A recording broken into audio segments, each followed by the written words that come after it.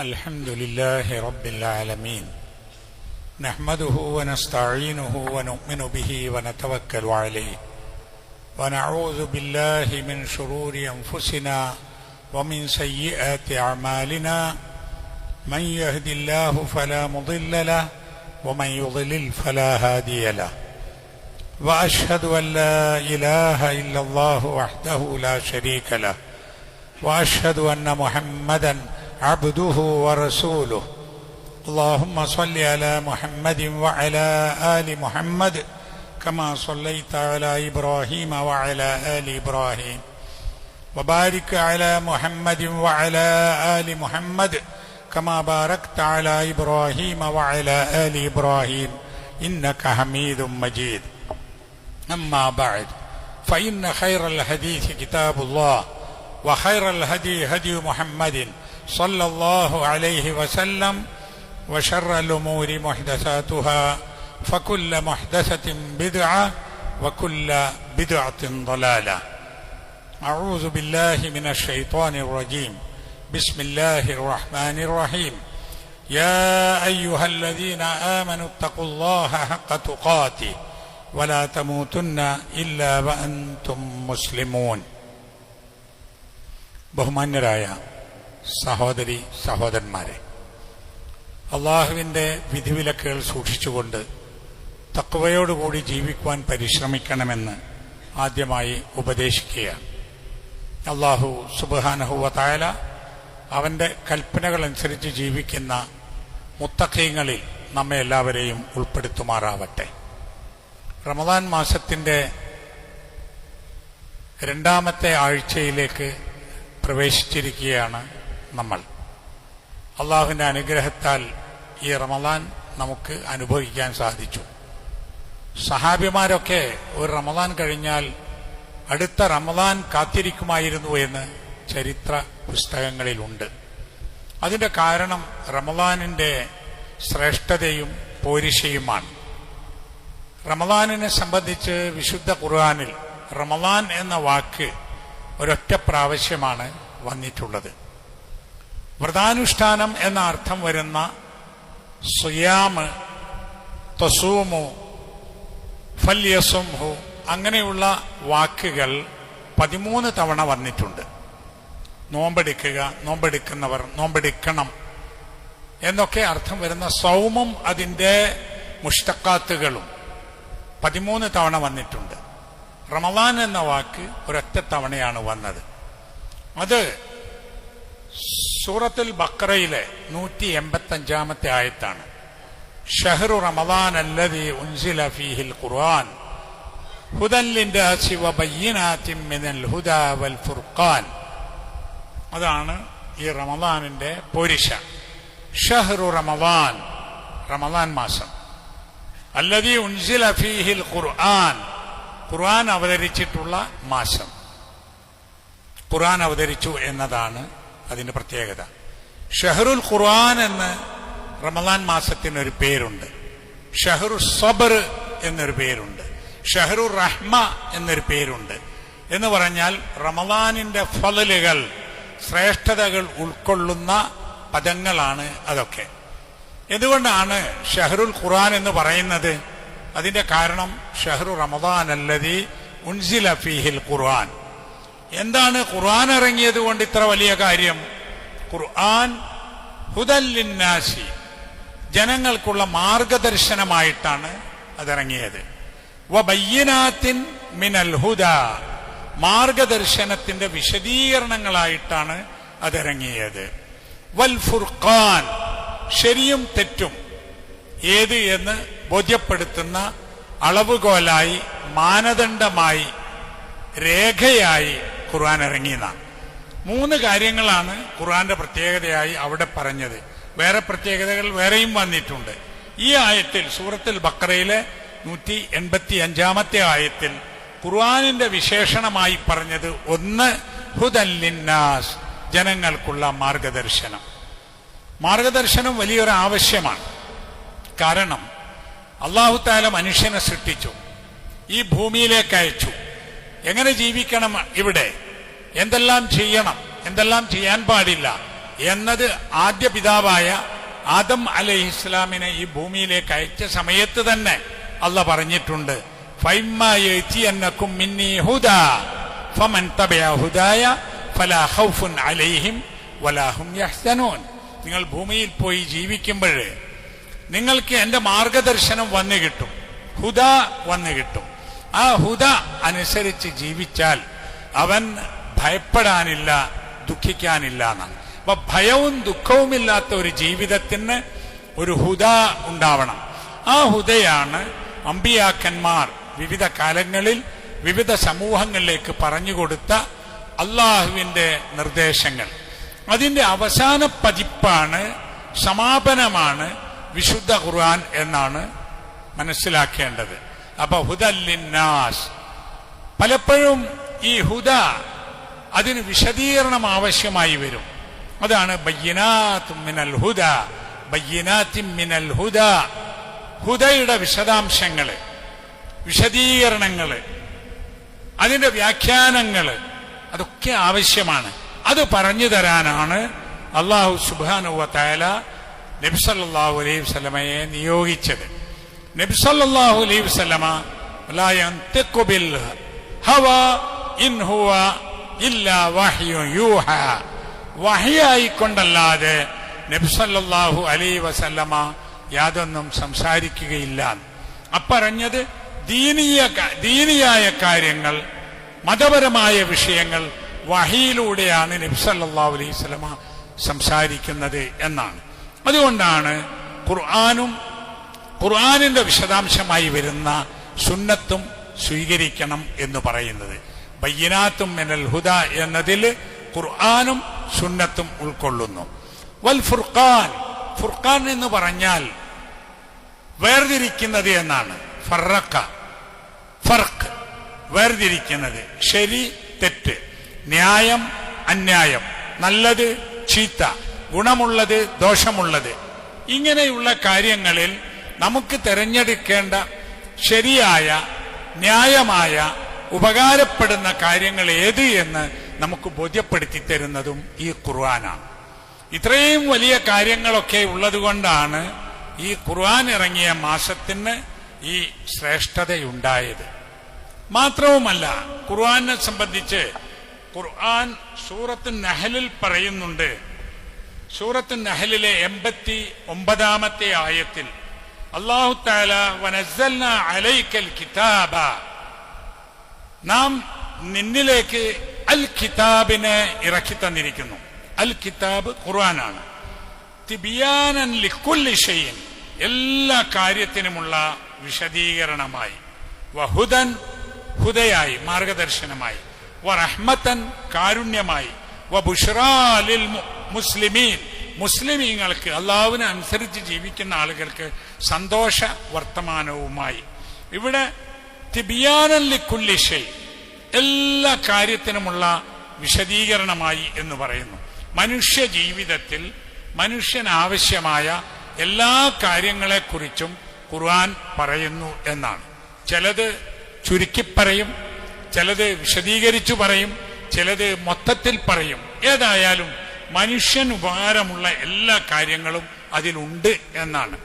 ഈ ആയത്തിന്റെ തഫ്സീർ നോക്കിയാൽ കാണാം എത്രമാത്രമാണ് അതിന്റെ വിശദീകരണം എന്നറിയാം.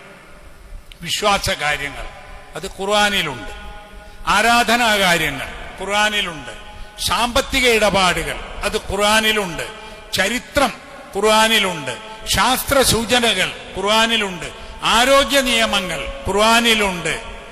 ഖുർആനിൽ എല്ലാ വിഷയങ്ങളെക്കുറിച്ചും പറയുന്നുണ്ട്. ചിലത് സൂചനകളാകും, ചിലത് വിശദമായി പറയുന്നതാവാം. എന്നാലും ഒന്നും വിട്ടുകളഞ്ഞിട്ടില്ല എന്നാണ് ഖുർആൻ പറയുന്നുണ്ട്. ലാ യഅതീഹിൽ ബാത്തിലു മിൻ ബൈനി യദൈഹി വലാ മിൻ ഖൽഫിഹി തൻസീലും മിൻ ഹകീമിൻ ഹമീദ്. സൂറത്ത് ഫുസ്സിലത്ത് 42-ാമത്തെ ആയത്ത് അല്ലാഹ് പറയുന്നത് ലാ യഅതീഹിൽ ബാത്തിലു, ഒരു ബാത്തിലും അതിന്റെ അടുത്തേക്ക് വരില്ല. മിൻ ബൈനി യദൈഹി, അതിന്റെ മുമ്പിൽ നിന്നും, വലാ മിൻ ഖൽഫിഹി, അതിന്റെ പിമ്പിൽ നിന്നും. അതായത് ബാത്തിൽ എന്ന് പറഞ്ഞാൽ അസത്യം, മോശമായത്, തെറ്റായത്, വേണ്ടാത്തത് യാതൊന്നും ഈ ഖുർആനിലേക്ക് അതിന്റെ മുമ്പിൽ നിന്നോ അതിന്റെ പിന്നിൽ നിന്നോ വരില്ല. ഇത് തൻസീലും മിൻ ഹക്കീമിൻ ഹമീദ്, ഇത് ഹക്കീമായവനിൽ നിന്ന് ഇറക്കപ്പെട്ടതാണ്. ഹിക്മത്തുള്ളവൻ, യുക്തിമാനായ അള്ളാഹുവിൽ നിന്ന് ഇറക്കപ്പെട്ടതാണ്. അതുകൊണ്ട് തന്നെ ഇതിലുള്ളതൊക്കെ മനുഷ്യൻ ആവശ്യമുള്ളതും മനുഷ്യൻ ഉപകാരപ്പെടുന്നതുമാണ്.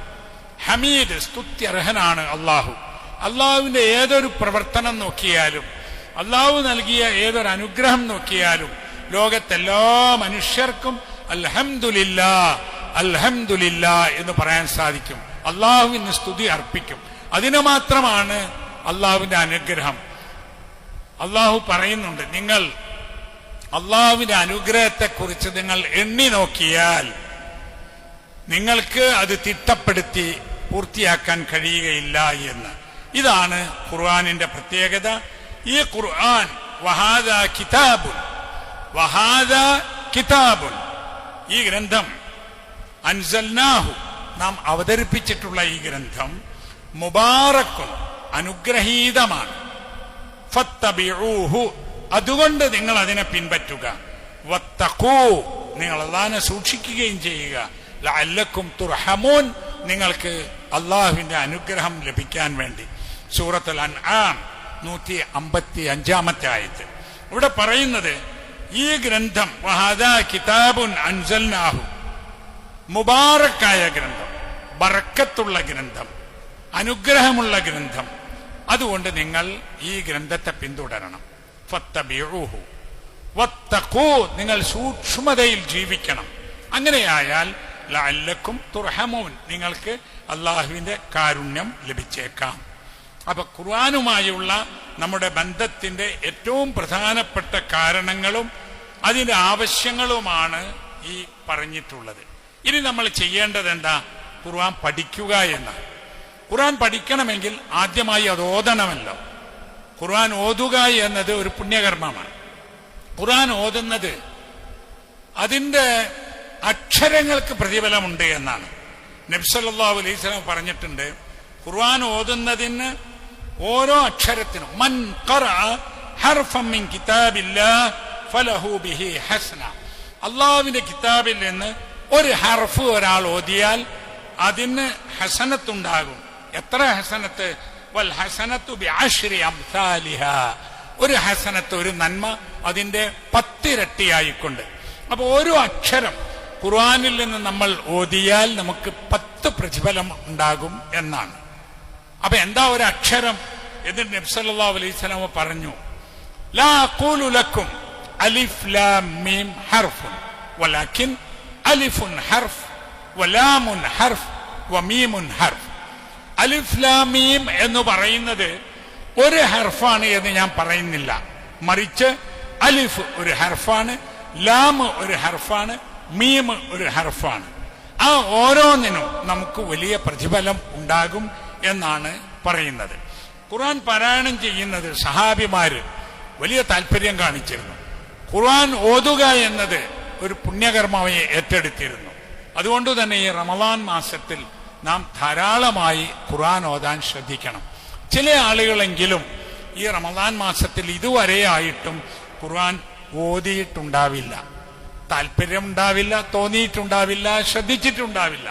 ആ ആളുകളൊക്കെ ഇന്ന് മുതൽക്ക് എല്ലാ ദിവസവും ഖുർആൻ ഓതുക.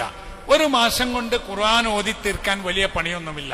ഒരു സമയം നിശ്ചയിച്ചാൽ അരമണിക്കൂർ കൊണ്ട് ഒരു ജുസ് നമുക്ക് ഓതാൻ സാധിക്കും. അത് നിങ്ങൾക്കൊരു സമയം കിട്ടുന്നില്ലെങ്കിൽ ഓരോ നമസ്കാരത്തിന്റെയും മുമ്പും ശേഷവും ഏതാനും പേജുകൾ ഓതിയാൽ നമുക്ക് ഖുർആൻ ഒരു ദിവസം ചുരുങ്ങിയത് ഒരു ജുസ് ഓതാൻ സാധിക്കും. വെറുതെ ഓതിയാൽ മാത്രം മതിയോ? ഓതൽ പുണ്യമാണ്. മനസ്സിലായില്ലെങ്കിലും മനസ്സിലായാലും ഖുർആൻ ഓതുന്നത് പുണ്യം തന്നെയാണ്. അതിന്റെ തെളിവ് എന്താണെന്നറിയാം? അതിന്റെ തെളിവ് അലിഫ് ലാം മീം എന്ന് പറഞ്ഞാൽ അത് ഓരോന്നും ഓരോ ഹർഫായി കൂലി കിട്ടുമെന്ന് പറഞ്ഞു. അലിഫ് എന്ന് പറഞ്ഞാൽ അതിനൊരു അർത്ഥം നമുക്കറിയില്ലല്ലോ. ലാം എന്ന് പറഞ്ഞാൽ അതിനൊരു അർത്ഥം അറിയില്ലല്ലോ. മീം എന്ന് പറഞ്ഞാൽ അറിയില്ലല്ലോ. സ്വാദ് എന്ന് പറഞ്ഞാൽ, ഖാഫ് എന്ന് പറഞ്ഞാൽ. അപ്പോ ഓരോ അക്ഷരത്തിനും പ്രതിഫലമുണ്ട് എന്ന് പറഞ്ഞതിൽ നിന്ന് തന്നെ ഖുർആൻ ഓതിയാൽ തന്നെ പ്രതിഫലം കിട്ടും. പക്ഷെ ഓത്തൽ മതിയാക്കരുത്, ഖുർആൻ മനസ്സിലാക്കണം. തദബ്ബുറുൽ ഖുർആൻ, ഖുർആൻ പറഞ്ഞിട്ടുണ്ട്, അഫലാ യതദബ്ബറൂനൽ ഖുർആൻ അം അലാ ഖുലൂബിൻ അഖ്ഫാലുഹാ അഫലാ യതദബ്ബറൂനൽ ഖുർആൻ. ഖുർആനിൽ അവർക്കൊന്ന് ചിന്തിച്ചുകൂടെ? തദബ്ബുറുൽ ഖുർആൻ എന്ന് പറയുന്നത് ഖുർആൻ നമ്മൾ ഓതുകയും അർത്ഥം മനസ്സിലാക്കുകയും ചിന്തിക്കുകയും ചെയ്യുന്നതിനാണ്. എന്താ അവർക്ക് ഖുർആനെ കുറിച്ച് ചിന്തിച്ചുകൂടെ? അം അലാ ഖുലൂബിൻ അഖ്ഫാലുഹാ, എന്താ അവരുടെ ഹൃദയങ്ങൾക്ക് പൂട്ടുവച്ചിട്ടുണ്ടോ? സൂറത്ത് മുഹമ്മദിലെ 24-ാമത്തെ ആയത്താണത്. അഫലാ യതദബ്ബറൂനൽ ഖുർആന അം അലാ ഖുലൂബിൻ അഖ്ഫാലുഹാ.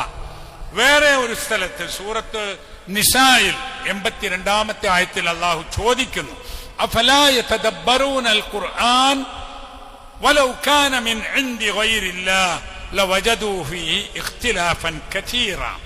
അഫലാ യതദബ്ബറൂനൽ ഖുർആൻ, അവർക്ക് ഖുർആനിൽ ചിന്തിച്ചുകൂടെ? വലൗ കാന മിൻ ഇൻദി ഗൈരില്ലാഹ്, അത് അല്ലാഹു അല്ലാത്തവരിൽ നിന്നാണ് ഇറങ്ങിയതെങ്കിൽ ലവജദൂ ഫീഹി ഇഖ്തിലാഫൻ കതീറാ, അതിൽ ധാരാളം വൈരുദ്ധ്യങ്ങൾ, വ്യത്യാസങ്ങൾ കാണാൻ സാധിക്കുമായിരുന്നു. 23 വർഷക്കാലം കൊണ്ട് അവതരണം പൂർത്തിയായ ഒരു ഗ്രന്ഥം, ആദ്യാവസാനം ഒരു വൈരുദ്ധ്യമില്ലാത്തതും പരസ്പരം ചേർന്ന് നിൽക്കുന്നതും ഒന്നിച്ചവതരിച്ചതാണ് എന്ന് മനസ്സിലാക്കുന്ന വിധത്തിലുള്ളതും ആയതെന്തുകൊണ്ടാ? അത് ഇറക്കിയത് അല്ലാഹു ആകുന്നു എന്നതുകൊണ്ടാ.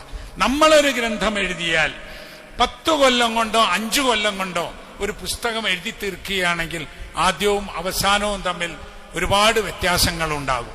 ഭാഷ പോലും മാറ്റം വന്നിട്ടുണ്ടാകും. എന്നാൽ ഖുർആൻ അഫലാ യതദബ്ബറൂനൽ ഖുർആൻ അഫലാ യതദബ്ബറൂനൽ ഖുർആൻ വലൗ കാന മിൻ ഇൻദി ഗൈരില്ലാഹ് ലവജദൂ ഫീഹി ഇഖ്തിലാഫൻ കതീറാ. അല്ലാഹുവിൽ നിന്നല്ല ഇത് അവതരിച്ചതെങ്കിൽ ഇതിൽ ഒരുപാട് വ്യത്യാസങ്ങൾ, വൈരുദ്ധ്യങ്ങൾ ഒക്കെ അവർക്ക് കാണാൻ സാധിക്കുമായിരുന്നു എന്ന് ഖുർആൻ ബോധ്യപ്പെടുത്തുകയും ചെയ്യുന്നു. അപ്പൊ ഖുർആൻ നമ്മൾ പഠിക്കണം. ഖുർആൻ പഠിക്കാൻ നോക്കിയാൽ പഠിക്കാൻ സാധിക്കും എന്നതിന് നമ്മുടെ ഇതുപോലുള്ള പ്രദേശത്തെ സാധാരണക്കാർ തെളിവാണ്. ഈ നാട്ടിലൊക്കെ മർഹൂം അലവി മൗലവി സാഹിബിന്റെ കാലം മുതൽ ആളുകൾ ഖുർആൻ പഠിച്ചത് അത് പറഞ്ഞു കൊടുക്കുമ്പോൾ ശ്രദ്ധിച്ച് കേൾക്കുന്നത് കൊണ്ടാണ്. സൂറത്തുൽ ഖമറിൽ 4 തവണ ആവർത്തിച്ച് പറഞ്ഞൊരായത്തുണ്ട്. ഒരൊറ്റ ആയത്ത് 4 തവണ ഖമറിൽ. അത് വലഖദ് യസ്സർനൽ ഖുർആന ലിദ്ദിക്രി ഫഹൽ മിൻ മുദ്ദക്കിർ. വലഖദ് യസ്സർനൽ ഖുർആന, നാം തീർച്ചയായും ഖുർആനെ എളുപ്പമാക്കി കൊടുത്തിരിക്കുന്നു. ലിദ്ദിക്രി, ഉത്ബോധനത്തിന് വേണ്ടി, ആലോചിച്ച് പഠിച്ചു മനസ്സിലാക്കാൻ വേണ്ടി ഖുർആൻ എളുപ്പമാക്കിയിട്ടുണ്ട്. ചോദ്യം എന്താ? ഫഹൽ മിൻ മുദ്ദക്കിർ, അങ്ങനെ ഈ ഖുർആൻ പഠിച്ചു മനസ്സിലാക്കാൻ, ഈ ഉത്ബോധനം ഉൾക്കൊള്ളാൻ ആരാണുള്ളത്? അള്ളാഹു എളുപ്പമാക്കി വെച്ചിട്ടുണ്ട്. ഇനി പണി നമുക്കാണ്, അത് പഠിച്ച് മനസ്സിലാക്കുക എന്നുള്ളതാണ്. അപ്പൊ ഖുർആൻ ഓതുന്നത് മാത്രമല്ല, ഖുർആൻ ഓതുന്നത് കേൾക്കുന്നതും പുണ്യമാണ്. ഒരു സംഭവമുണ്ട്. അബ്ദുല്ലാഹി ഇബ്നു മസ്ഊദ് റളിയല്ലാഹു അൻഹുവിനോട് നബി സല്ലല്ലാഹു അലൈഹി വസല്ലം ഒരിക്കൽ പറഞ്ഞു, എനിക്ക് ഖുർആൻ ഓതി കേൾപ്പിച്ചു തരൂ എന്ന്. അപ്പോ അബ്ദുല്ലാഹി ഇബ്നു മസ്ഊദ് റളിയല്ലാഹു അൻഹു ചോദിച്ചു, കൈഫ അഖറഉ അലൈക്കൽ ഖുർആൻ വഅലൈക ഉൻസില, ഞാൻ നിങ്ങൾക്ക് ഖുർആൻ ഓതി കേൾപ്പിക്കേ? അത് ഇറങ്ങിയിട്ടുള്ളത് തന്നെ താങ്കളിലേക്കല്ലേ, പിന്നെ ഞാൻ എന്തിനാ ഓതി കേൾപ്പിക്കുന്നത്? അപ്പൊ നബി സല്ലല്ലാഹു അലൈഹി വസല്ലം പറഞ്ഞു, ഇഖ്റ ഫഇന്നി ഉഹിബ്ബു അൻ അസ്മഅഹു മിൻ ഗൈരി, ഞാനത് വേറെ ആളിൽ നിന്ന് കേൾക്കാൻ ആഗ്രഹിക്കുന്നു. അപ്പൊ ഖുർആൻ ഓതൽ മാത്രമല്ല, ഓതുന്നത് കേൾക്കുന്നതും പുണ്യമാണ് എന്ന്. എന്നിട്ട് അബ്ദുല്ലാഹി ഇബ്നു മസ്ഊദ് റളിയല്ലാഹു അൻഹു ഖുർആൻ ഓതാൻ തുടങ്ങി. സൂറത്ത് നിസായിലെ ആദ്യം മുതൽക്ക് ഓതി ഫകൈഫ ഇദാ ജിഅനാ മിൻ കുല്ലി ഉമ്മത്തിൻ ബിശഹീദിൻ വജിഅനാ ബിക അലാ ഹഉലാഇ ഷഹീദാ എന്ന ആയത്ത് വരെ എത്തി. 42-ാമത്തെ ആയത്ത്. ആ ആയത്തെത്തിയപ്പോൾ നബി സല്ലല്ലാഹു അലൈഹി വസല്ലം പറഞ്ഞു, നിർത്തു, ഇപ്പോൾ ഇത്ര മതി എന്ന്. എന്നിട്ട് അബ്ദുല്ലാഹി ഇബ്നു മസ്ഊദ് റളിയല്ലാഹു അൻഹു പറയാണ്, അപ്പോൾ നോക്കുമ്പോൾ നബി സല്ലല്ലാഹു അലൈഹി വസല്ലമയുടെ കണ്ണിൽ നിന്ന് ഫനദർതു ഇലൈഹി സല്ലല്ലാഹു അലൈഹി വസല്ലം ഫൈദൻ ഐനാഹു തദ്റുഫാനി, നബി സല്ലല്ലാഹു അലൈഹി വസല്ലമയുടെ കണ്ണിൽ നിന്ന് കണ്ണുനീരിറ്റ് വീഴുന്നത് ഞാൻ കണ്ടു എന്ന്. എന്താ സംഗതി? ഫകൈഫ ഇദാ ജിനാ മിൻ കുല്ലി ഉമ്മത്തിൻ ബിശഹീദിൻ എന്ന ആയത്തിന്റെ അർത്ഥവും അതിന്റെ ആഴവും നബി സല്ലല്ലാഹു അലൈഹി വസല്ലം മനസ്സിൽ തറച്ചു. എന്താ ആയത്തിന്റെ അർത്ഥം? എങ്ങനെയുണ്ടാകും അവസ്ഥ എന്നാണ്. പരലോകത്തെ കാര്യമാണ് പറയുന്നത്. പരലോകത്ത് വെച്ച് പ്രവാചകരെ എങ്ങനെയുണ്ടാകും കാര്യം? ഇദാ ജിനാ മിൻ കുല്ലി ഉമ്മത്തിൻ ബിശഹീദിൻ, ഓരോ ഉമ്മത്തിനെയും സമുദായങ്ങളെയും അവരുടെ സാക്ഷിയോടുകൂടി കൊണ്ടുവരും. ആ സാക്ഷി അവരുടെ പ്രവാചകനാ. അപ്പൊ ഒരു നബിയും അവരുടെ ഖൗമും, ഒരു ഖൗമും അവരുടെ നബിയും വരും. വജിനാ ബിക അലാ ഹഉലായി ഷഹീദ, ഈ ഖൗമിന്റെ സാക്ഷിയായി പ്രവാചകനായ മുഹമ്മദ് നബി സല്ലല്ലാഹു അലൈഹി വസല്ലം എന്ന താങ്കളെ കൊണ്ടുവരും. അപ്പൊ എങ്ങനെയുണ്ടാകും എന്നത് ആലോചിച്ചാണ് നബി സല്ലല്ലാഹു അലൈഹി വസല്ലമ അവിടെ വെച്ച് ഓത്ത് നിർത്താൻ പറഞ്ഞത്.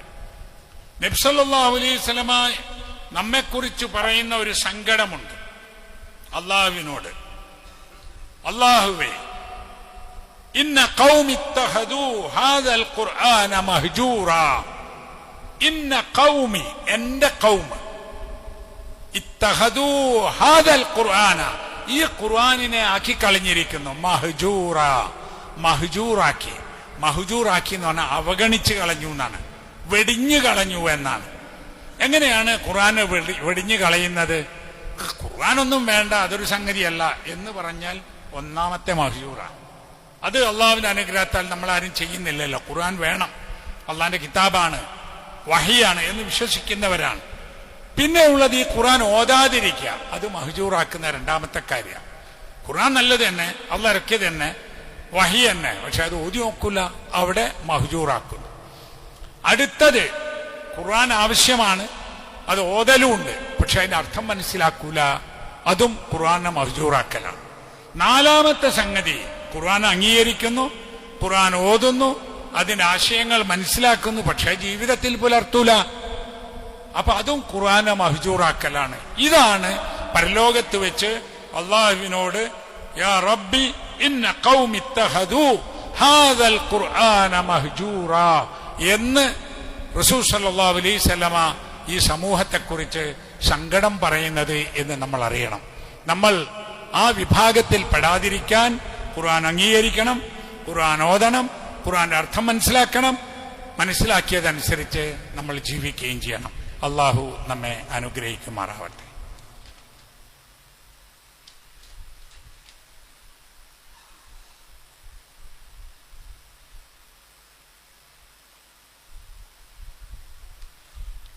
الحمد لله رب العالمين والعاقبة للمتقين وصلى الله على نبيه الكريم وعلى آله وصحبه أجمعين اتقوا الله عباد الله.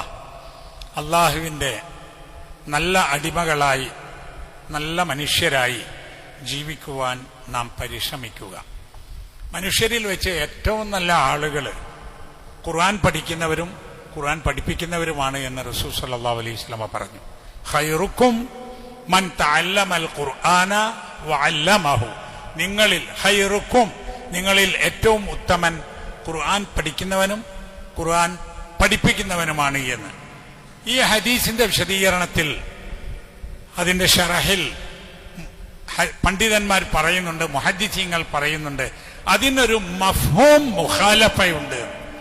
മഫ്ഹൂം മുഖാലഫ എന്ന് പറഞ്ഞാൽ നമ്മൾ മലയാളത്തിൽ അതിന് പറയാം, ഈ പറഞ്ഞതിന്റെ എതിരിൽ നമ്മൾ ആലോചിച്ച് നോക്കിയാൽ കിട്ടുന്ന ഉത്തരം എന്നാണ്. അപ്പൊ നിങ്ങളിൽ ഏറ്റവും ഉത്തമൻ ഖുർആൻ പഠിക്കുന്നവനും പഠിപ്പിക്കുന്നവനുമാണ്.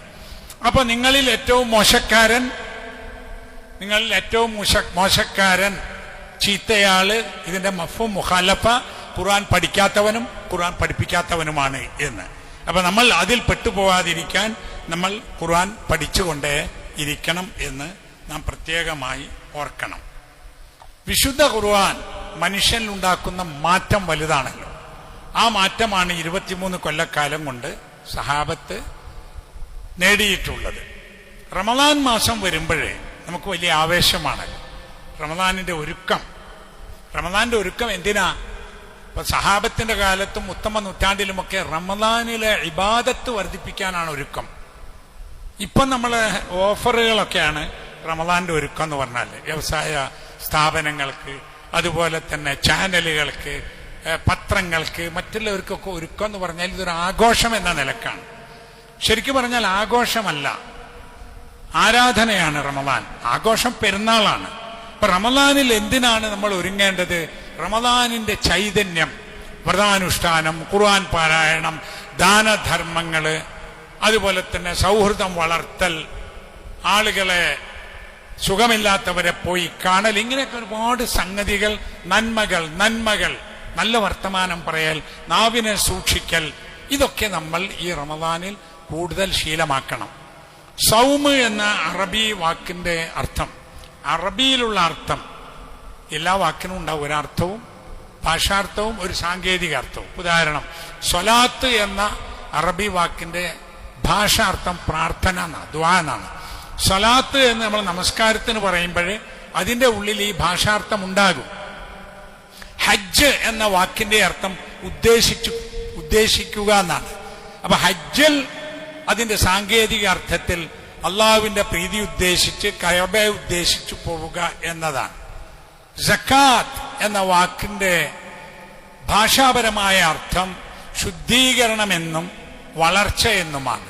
അതുകൊണ്ടാണ് സക്കാത്ത് കൊടുക്കുമ്പോഴേ അവന്റെ സ്വത്തിനെ ശുദ്ധീകരിച്ചു, ആ സ്വത്ത് വളരാൻ അനുവദിക്കുകയും ചെയ്തു എന്നാണ്. അങ്ങനെ നോക്കുമ്പോൾ സൗമ് എന്ന അറബി വാക്കിന്റെ അർത്ഥം അടങ്ങുക, ഒതുങ്ങുക, അച്ചടക്കം പാലിക്കുക എന്നാണ് അറബി ഭാഷയിൽ അതിന്റെ അർത്ഥം. ഈ റമദാനിലെ നോമ്പ് നിയമമാക്കുന്നതിന്റെ മുമ്പും ഭാഷയിൽ സൗമ് എന്നൊരു വാക്കുണ്ടല്ലോ. അപ്പൊ സൗമ് റമദാൻ എന്ന് പറയുമ്പോഴേ മനുഷ്യൻ ഈ പ്രത്യേക ഇബാദത്തിലൂടെ നേടേണ്ട ഒരച്ചടക്കം, ഒരു ഒതുക്കം, ഒരു മര്യാദയുള്ള ജീവിതം ഈ സൗമ് കൊണ്ട് നമുക്ക് കിട്ടണം എന്നാണ്. നോമ്പായ ശേഷവും നോമ്പിന് മുമ്പും ഒരുപോലെയാണോ നമ്മുടെ ജീവിതം, സംസാരം, പെരുമാറ്റം എങ്കിൽ നമുക്ക് നോമ്പ് നമ്മുടെ ജീവിതത്തിൽ സ്വാധീനിച്ചില്ല എന്നാണ് അർത്ഥം. ഇപ്പൊ സംസാരിച്ചുകൊണ്ടേയിരിക്കുന്നതല്ലേ, ഒന്ന് കുറക്കാം.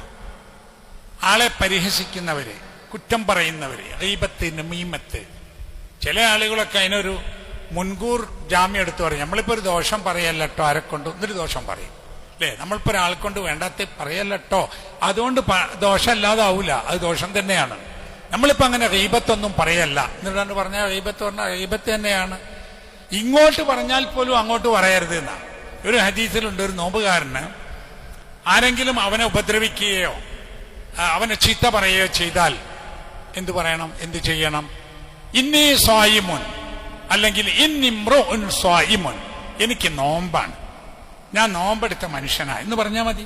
അപ്പൊ ഇങ്ങോട്ടൊരുത്തൻ ചീത്ത പറഞ്ഞാൽ എനിക്ക് നോമ്പാണ്. ഞാനിത് ഒരിക്കലും എൻ്റെ പള്ളിയിലെ ഒരു റമദാന്റെ മുമ്പ് ഇത് പറഞ്ഞു. അത് പറഞ്ഞ് ഇങ്ങനെ ഇങ്ങോട്ട് ആരെങ്കിലും എന്താ പറഞ്ഞാൽ എനിക്ക് നോമ്പാണെന്ന് പറഞ്ഞാൽ മതി. പിറ്റത്തെ ആഴ്ച ചെന്നപ്പോൾ ഒരാൾ കാത്തു നിൽക്കുന്നുണ്ട്, മൗലവി നോമ്പയക്കണം. അപ്പോഴേക്ക് പിന്നെ എന്നെ ഒരാൾ ചീത്ത പറഞ്ഞു. ഞാൻ അയാളോട് പറഞ്ഞു എനിക്ക് നോമ്പാണ് കേട്ടോ. എന്നിട്ടോ? അപ്പൊ അയാൾ പറഞ്ഞു എനിക്കും നോമ്പാണ്, എനിക്ക് മാത്രമല്ലല്ലോ, അതിനി എന്താ പറയേണ്ടതെന്ന്. ഞാൻ അതിനെന്ത് പറയണമെന്ന് എനിക്കറിയില്ല, ഹദീസിൽ ഇത്രയേ ഉള്ളൂ. എന്നാൽ ചീത്ത പറഞ്ഞവനും പറയണേ എനിക്ക് നോമ്പുണ്ട്, നിനക്ക് മാത്രമല്ല. അപ്പൊ നോമ്പ് നമ്മളെ സ്വാധീനിക്കാതെയാണ് പോകുന്നത് എന്നാണ് ഈ പറഞ്ഞതിന്റെ അർത്ഥം. അപ്പൊ നമ്മുടെ നാവിനെയും നമ്മുടെ അവയവങ്ങളെയും നമ്മുടെ മനസ്സിനെയും നമ്മുടെ ശരീരത്തെയും പെരുമാറ്റം, ഇടപാട് എല്ലാത്തിനെയും ഒന്ന് ശ്രദ്ധിച്ചാൽ നമുക്ക് ഈ നോമ്പ് ഉപകാരപ്പെടും. ഒരു ഹദീസിലുണ്ട് 5 നേരത്തെ നമസ്കാരം, അതുപോലെ സ്വലവാത്തുൽ ഹംസ്, പിന്നെ അൽ ജുമാഅത്തു ഇലൽ ജുമാ, ഒരു ജുമാ മുതൽ അടുത്ത ജുമാ വരെ, റമദാനുൻ ഇലാ റമദാൻ, ഒരു റമദാൻ മുതൽ അടുത്ത റമദാൻ വരെ, കഫാറത്തുൻ ലിമാ ബൈനഹ, അതിനിടയിലുള്ള പാപങ്ങൾക്കുള്ള മോചനമാണ് എന്ന്. അതുകൊണ്ടാണ് റമദാനെ കാത്തിരിക്കുന്നത്. ഇനി അടുത്ത റമദാൻ കിട്ടേണ്ട ഇത്രയും ഫضലുള്ള, അതുകൊണ്ട് സൂക്ഷിച്ച് ജീവിക്കുവാൻ പരിശ്രമിക്കണം. അള്ളാഹു നമ്മെ അനുഗ്രഹിക്കുമാറാവട്ടെ. നിങ്ങളെ അറിയിക്കാൻ വേണ്ടി 3 വിഷയങ്ങൾ പറയാൻ പറഞ്ഞിട്ടുണ്ട്. അതിലൊന്നാമത്തത്, ഇന്നിവിടെ നമ്മുടെ കലക്ഷൻ മഞ്ചേരി IMBക്ക് വേണ്ടിയാണ്. ഡയാലിസിസ് രോഗികൾക്ക് സഹായവും കിഡ്നി മാറ്റിവെക്കുന്നതിനും വേണ്ടി സഹായം നൽകാനാണ്. അതിലേക്ക് ഇന്നത്തെ കലക്ഷൻ നമ്മൾ സംഭാവന ചെയ്യാം. രണ്ടാമത്തത് റമദാൻ സദക്ക KNM സംസ്ഥാന ദഅവ ഫണ്ട് സമാഹരണം സംബന്ധിച്ച്, അതായത് KNM സ്റ്റേറ്റ് കമ്മിറ്റി ഈ റമദാനിൽ എല്ലാ ആളുകളും, നമ്മുടെ എല്ലാ പ്രവർത്തകരും, മെമ്പർമാരും, അനുഭാവികളും നമ്മുടെ ദീനീ പ്രവർത്തനത്തിന് വേണ്ടി സംസ്ഥാന കമ്മിറ്റിക്ക് പണം നൽകണം എന്നാവശ്യപ്പെട്ടിട്ടുണ്ട്. നമുക്ക് അതാണ് നമ്മുടെ വരുമാനമുള്ള എല്ലാ ആളുകളും ചുരുങ്ങിയത് 2 ദിവസത്തെ വരുമാനമെങ്കിലും അതിലേക്ക് നൽകാൻ പറഞ്ഞിട്ടുണ്ട്. കൂടുതൽ നൽകാൻ കഴിഞ്ഞാൽ അത് കൂടുതൽ നന്നാവും. അത് ഇവിടെ ബന്ധപ്പെട്ട ആളുകൾ നിങ്ങളെ സമീപിക്കുമ്പോൾ അത് നൽകണം. മൂന്നാമത്തത്, അടുത്ത വെള്ളിയാഴ്ച നടക്കാൻ പോകുന്ന കളക്ഷൻ, അതിന് ഒരുങ്ങി വരാൻ വേണ്ടിയാണ് അത്ര ഇന്ന് പറയുന്നത്. എടവണ്ണ സീതി ഹാജി ഡയാലിസ് സെന്ററിന്റെ സൗജന്യ ഡയാലിസ് പദ്ധതിക്കുള്ള ഫണ്ട് സമാഹരണമായിരിക്കും. അതിനുവേണ്ടി പ്രത്യേകം ഫണ്ടുമായി അടുത്ത വെള്ളിയാഴ്ച എത്തണം എന്നാണ്. മുൻകൂട്ടി അറിഞ്ഞില്ല എന്ന് വിചാരിക്കേണ്ട, പൈസ കൊടുക്കണേ, ധാരാളമായി കൊടുത്താൽ ഉണ്ടാകും എന്നുമുണ്ട്. കൊടുത്താൽ ഉണ്ടാകും. അള്ളാഹു സുബ്ഹാനഹു വ തആല നമുക്ക് ധാരാളമായി ഹൈർ നൽകുകയും ചെയ്യും, പരലോകത്ത് ഉപകാരം ആവുകയും ചെയ്യും. അള്ളാഹു സുബ്ഹാനഹു വ തആല നമ്മെ എല്ലാവരെയും അനുഗ്രഹിക്കുമാറാവട്ടെ. റഹ്മാനും റഹീമുമായ അള്ളാഹുവേ, ഞങ്ങളിൽ നിന്ന് വന്നു പോകുന്ന തെറ്റുകുറ്റങ്ങൾ നീ ഞങ്ങൾക്ക് വിട്ടുപുറത്ത് മാപ്പാക്കി തരണമേ. ഈ റമദാനിന്റെ എല്ലാ നന്മകളും ഉൾക്കൊണ്ടുകൊണ്ട് നല്ല മനുഷ്യരായി ജീവിക്കാൻ നീ ഞങ്ങൾക്ക് അനുഗ്രഹം ചൊരിയണമേ. ഞങ്ങളിൽ നിന്ന് മരണപ്പെട്ടു പോയ ആളുകൾക്ക് മഗ്ഫിറത്ത് നൽകി അനുഗ്രഹിക്കണമേ. രോഗങ്ങളും പ്രയാസങ്ങളും കൊണ്ട് വിഷമിക്കുന്ന ആളുകളുടെ എല്ലാ പ്രയാസങ്ങളെയും ദൂരീകരിച്ച് തരണമേ.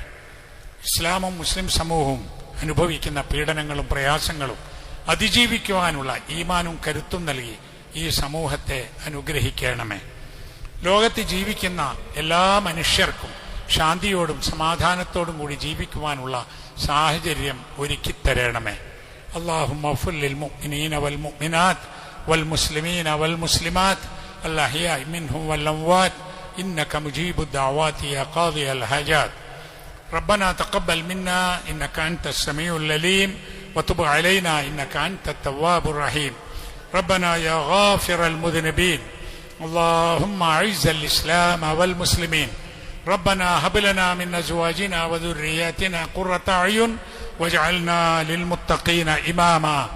ربنا آتنا في الدنيا حسنة وفي الآخرة حسنة وقنا عذاب النار.